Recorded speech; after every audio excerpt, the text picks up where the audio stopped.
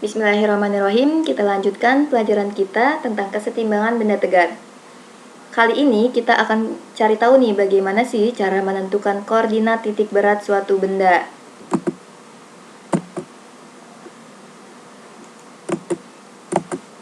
Masih ingat jenis-jenis keseimbangan?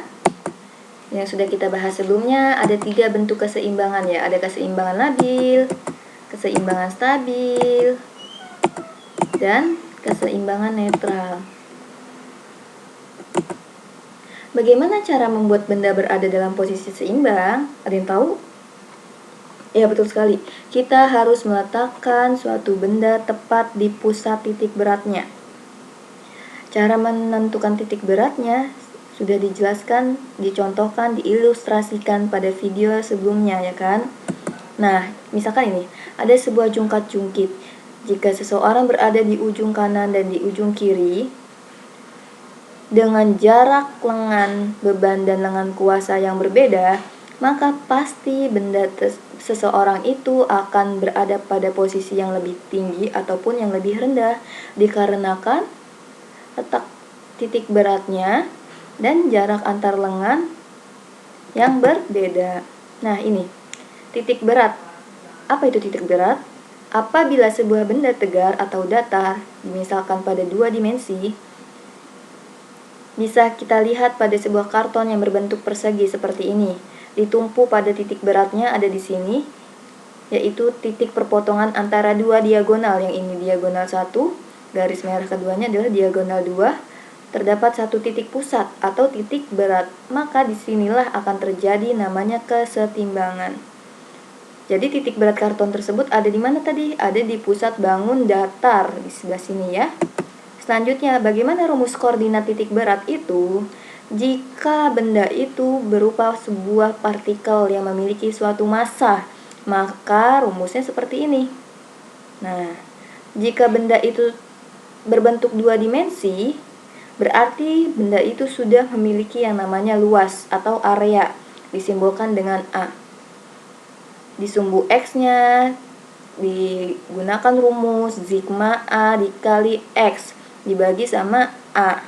Sedangkan di sumbu Y-nya dicari dengan cara sigma A dikali Y dibagi sama sigma A. A-nya itu sendiri luasnya, X-nya adalah letak koordinat X. Sedangkan Y di sini adalah letak koordinat Y-nya.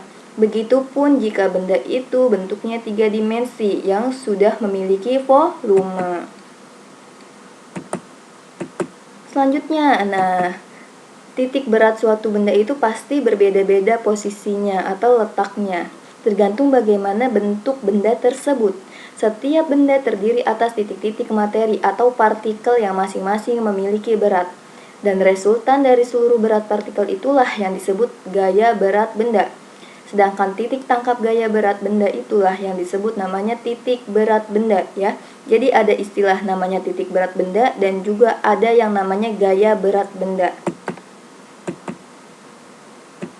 Nah, kalau benda itu homogen dalam bentuk ruang, dipakainya rumus ada V atau volume. Kalau bentuk benda homogennya hanya 2 dimensi atau bentuknya bidang, maka kita akan pakai namanya luas atau area. Di sini simbol-simbolnya A tuh ya. Selanjutnya, jika benda itu hanya terdapat dari 1 dimensi, bentuknya misalnya garis, kita pakai panjang atau L, long, length, panjang. Nah, di sini ada letak titik berat untuk berbagai benda.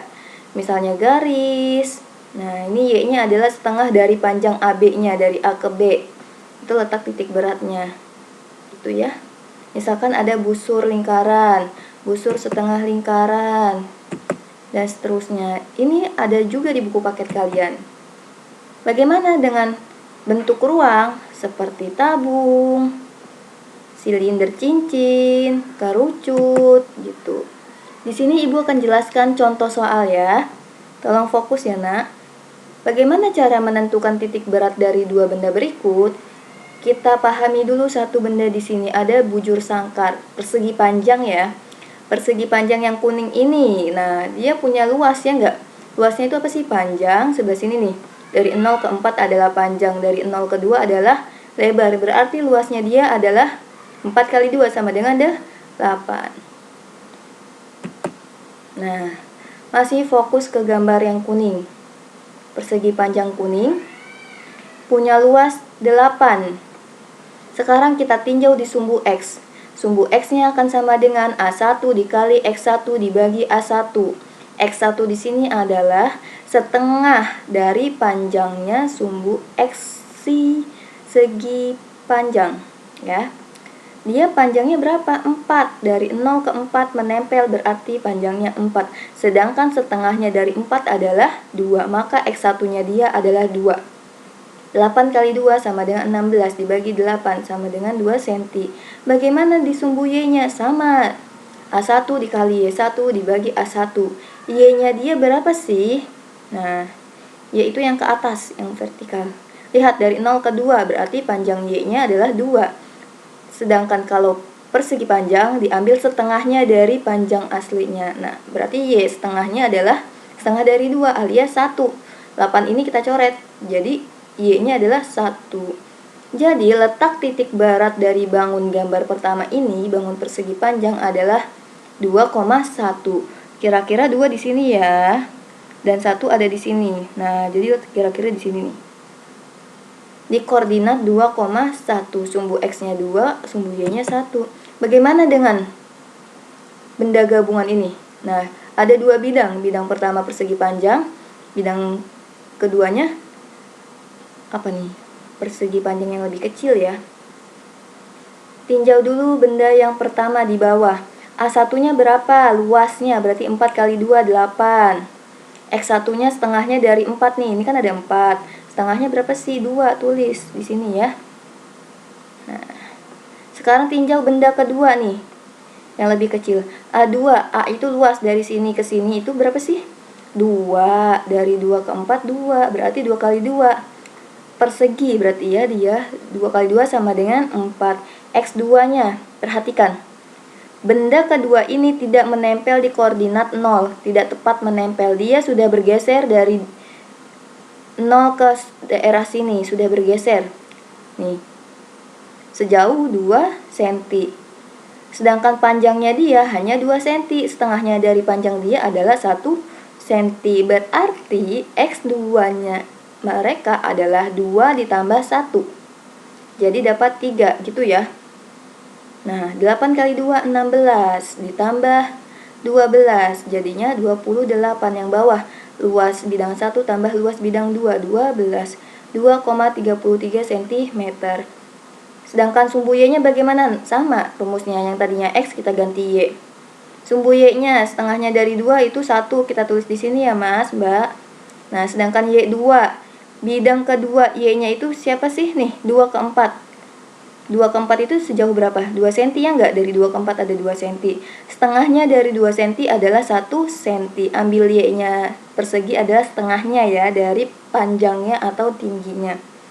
Tetapi dia sudah terangkat sejauh 2 cm nih. Dari 0 ke 2. Dia sudah terangkat sejauh 2 cm. Jadi 2 ditambah 1. Nih 2 dari sini nih, karena dia sudah terangkat. Satunya setengah dari keadaan aslinya dia. Jadi kita tulis 3. Jadi 8 kali 1 8, 4 kali 3 12. 8 tambah 12 sama dengan 20. Dibagi 12, 1,67.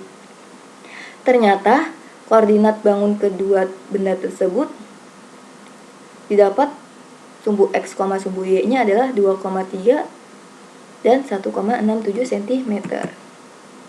Nah, untuk gambar ini pun sama caranya. Benda 1 yang warna kuning, benda 2 yang warna merah gitu ya. Nih.